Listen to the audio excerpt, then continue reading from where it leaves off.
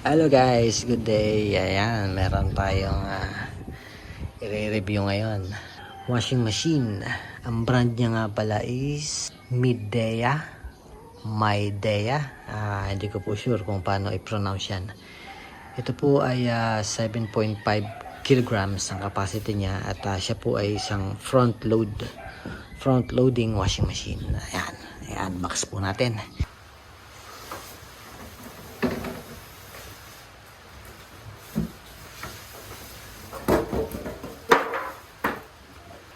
Ito yung manual guys. Babasahin muna natin yan bago natin na-operate. Rat guard, tawagin, para hindi pasukin ng daga yung ating unit. So, ayan siya guys. May mga sticker pa. Buksan natin.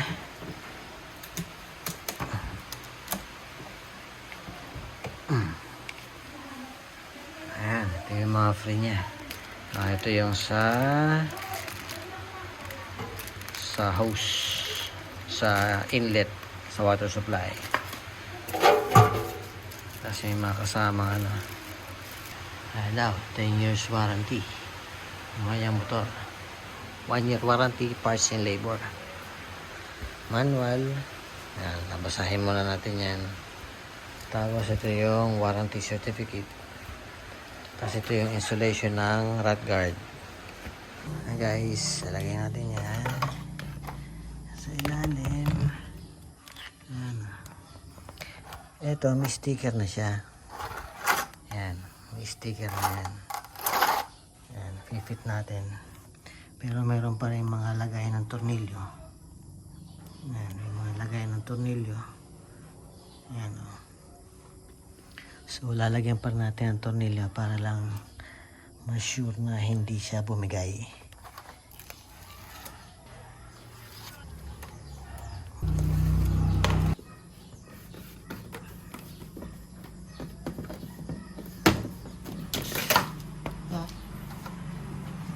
Ano ba yun?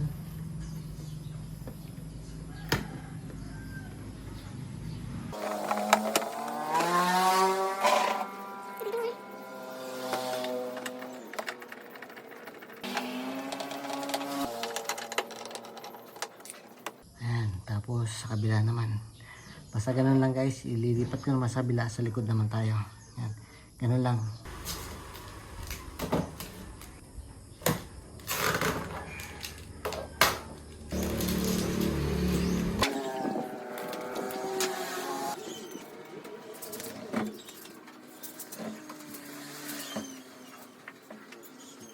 $13mm guys, 13mm.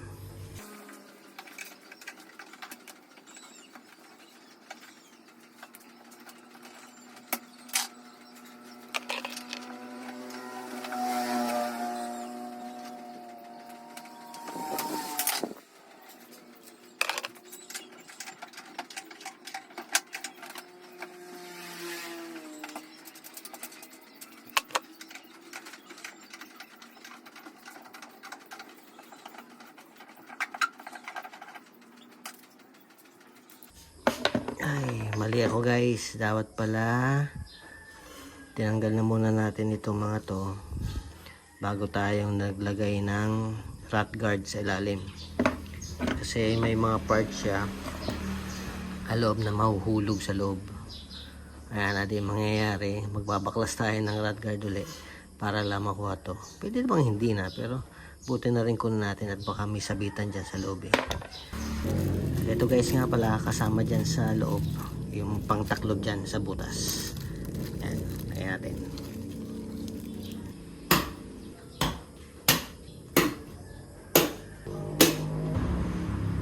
Importante guys, at tanggalin muna natin to bago tayo mag-operate.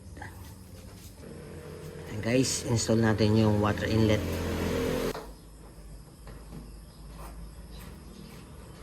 Tanggalin natin itong black. Yun ang may iwan natin, yung green. Lagyan natin dyan. At then ito. Ayan. Ayan. Ayan guys, naka-set up na tayo. May water line na tayo. At Dito nga pala guys, sa saksakan niya. Ganyan pala yung plug niya. Dapat may ready tayong ganito. Tapos bago natin i-operate, basahin mo natin yung manual guys, kung ano mga kailangang i-prepare bago natin isaksak. Tara. Kasi ito tayo sa dial. Ito yung dial niya.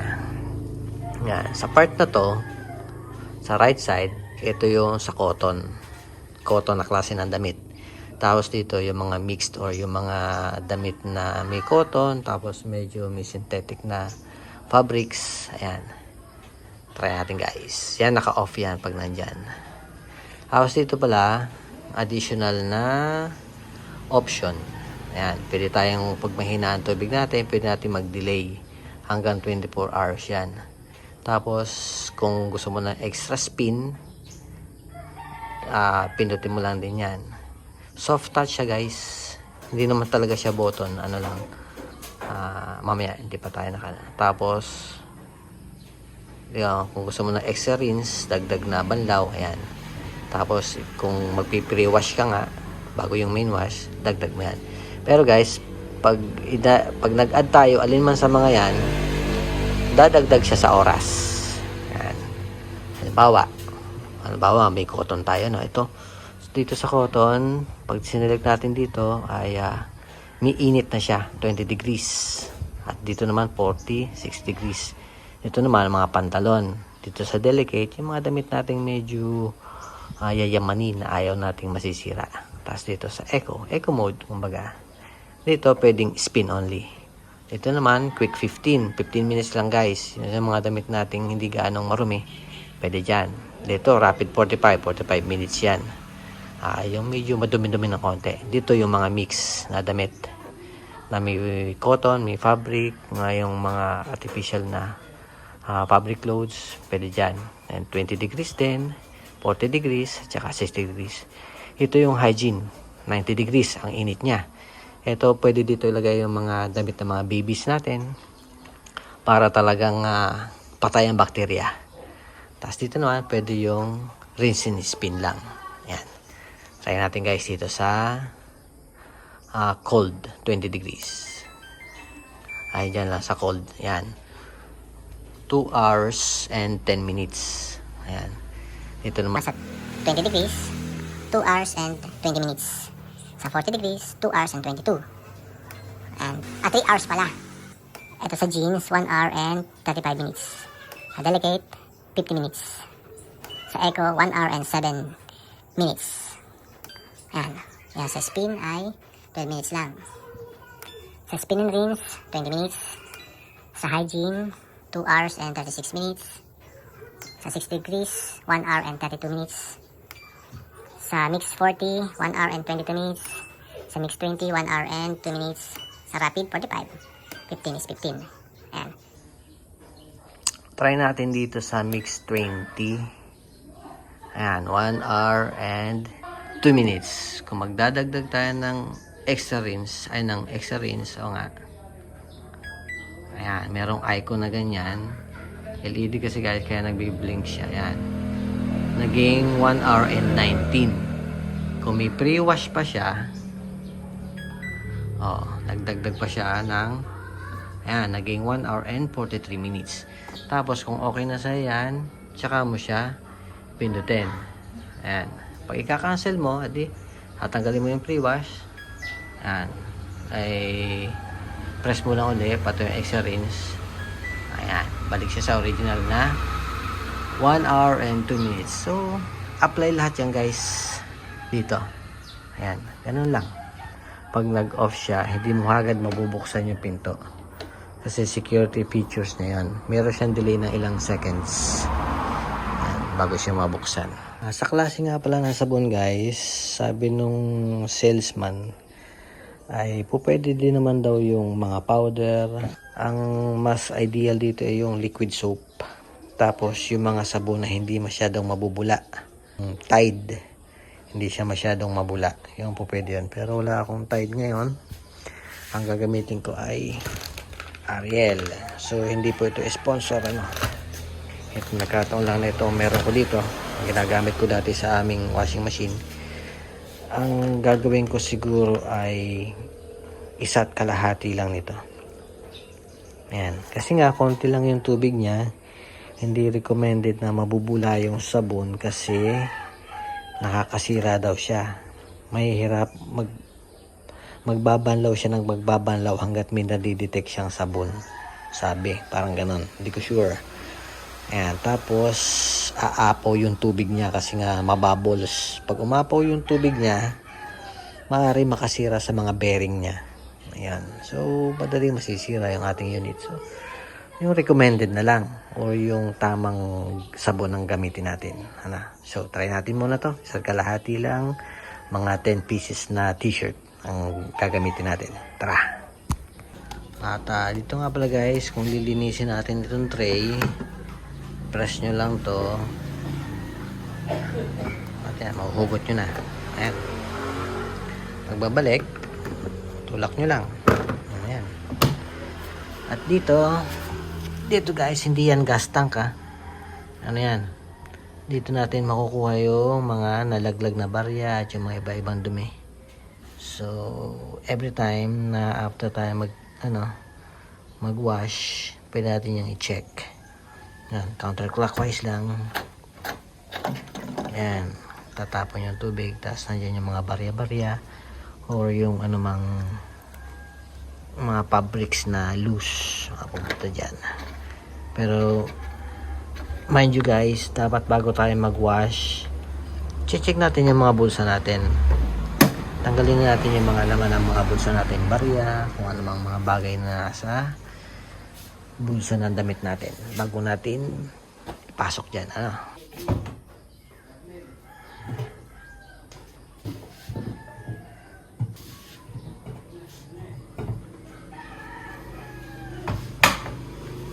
Sa Ariel guys, nakalagay naman pala dito for all washing machines. Ayan.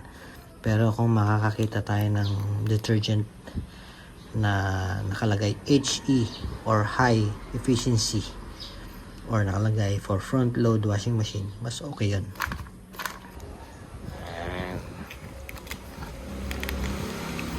Siyempre guys, Pilipino tayo, sasaidin natin yan. Nalagyan pa natin ng tubig yan, di ba? So, ganun tayo katipid. So, hindi naman siya cotton. Ang piliin nating option ay 40 degrees. Mix 40 degrees. Ayan. So, 1 hour and 22 minutes. Dagdag tayo ng extra rinse. Ayan. Huwag na tayo mag-pre-wash. Tsaka yung spin. Okay na yan. So, 1 hour and 39 minutes. So, start. Ayan. Kakarga na yan. Make sure na bukas yung inyong water source. Yan. Ang ginagawa niya sa loob, yan o. Titimbangin niya muna yan. Kung ilang kilos yung damit niyang inilagay natin. Tapos saka siya magkakalculate kung ilang tubig ang ilalagay niya. Yun. Umandar na. Ayan guys ha. Tinutunaw niya na yung detergent na nilagay natin. Ayan. Tapos, magwawash na yan.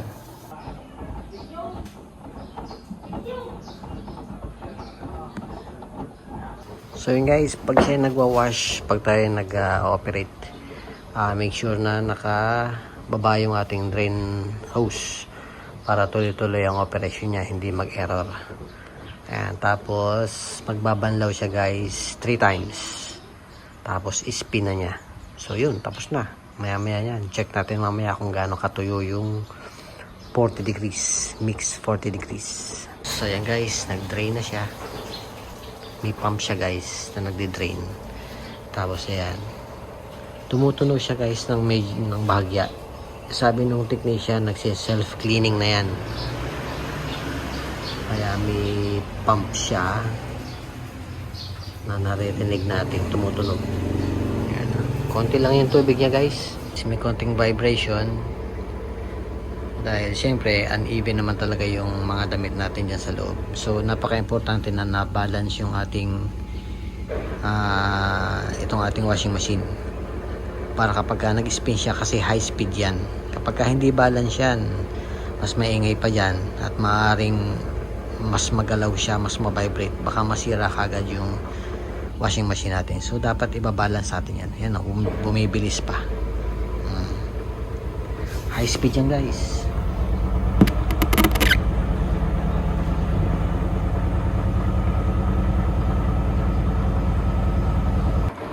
Yan guys, tapos na.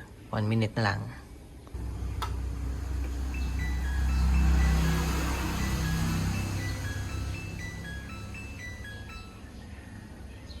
Tapos na. Ayan natin sa off. Off. Tapos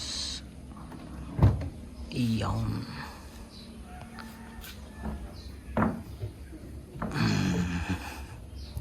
Ayan guys, konting-konti na lang at medyo mainit-init pa oh. Mainit-init pa siya. So yan, halos tuyo na. Konting minuto na lang to, pagsampay tuyo na. So yan guys, hanggang dito na muli. Sana meron tayong natutunan kahit paano pag-operate nitong ating front load washing machine. So sampay muna ako guys. Maraming salamat and God bless.